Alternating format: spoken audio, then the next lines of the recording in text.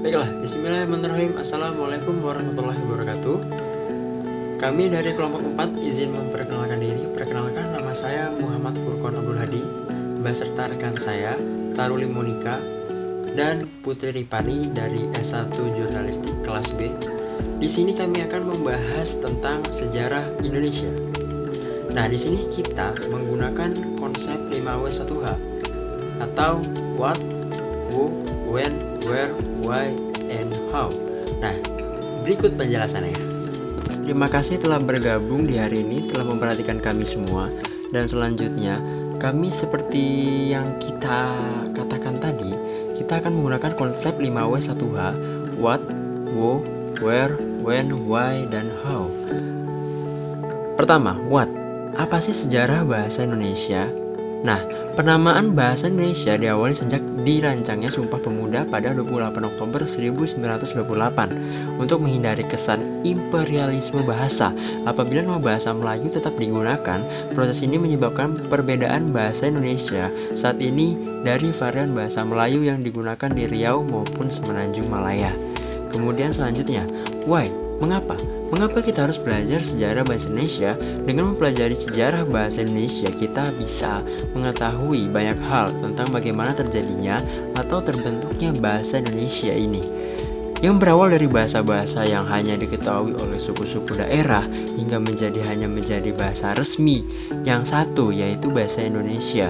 Hal tersebut membuat rakyat Indonesia menjadi satu atau menyatu dan mempererat antar keberagaman masyarakat Indonesia. Selanjutnya, materi akan disampaikan oleh teman saya yaitu Taruli Monika. Kepada Taruli Monika dipersilahkan. Pada kesempatan kali ini saya akan menjelaskan siapa penemu sejarah bahasa Indonesia. Dikutip dari situs resmi Kementerian Pendidikan dan Kebudayaan Republik Indonesia, kemunculan bahasa Indonesia tidak lepas dari peran Muhammad Tabrani Surjowijitro.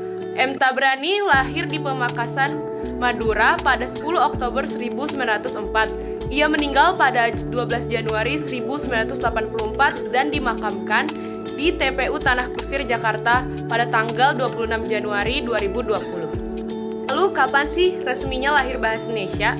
Bahasa Indonesia lahir pada tanggal 28 Oktober 1928. Kemudian bahasa Indonesia dinyatakan kedudukannya sebagai bahasa negara pada tanggal 18 Agustus 1945. Ya, terima kasih kepada Taruli Monika yang telah menyampaikan materinya.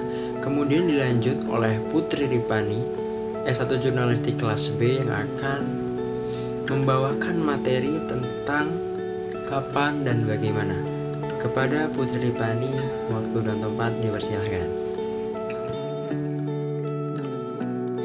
Where atau di mana? Di mana bahasa Indonesia diresmikan? Bahasa Indonesia diresmikan sebagai bahasa nasional setelah Proklamasi Kemerdekaan Indonesia, yakni 18 Agustus 1945. Ketetapannya dituangkan dalam Undang-Undang Dasar 1945 Pasal 36 yang menyatakan bahwa bahasa negara ialah bahasa Indonesia. How atau bagaimana? Bagaimana sejarah dan perkembangan bahasa Indonesia?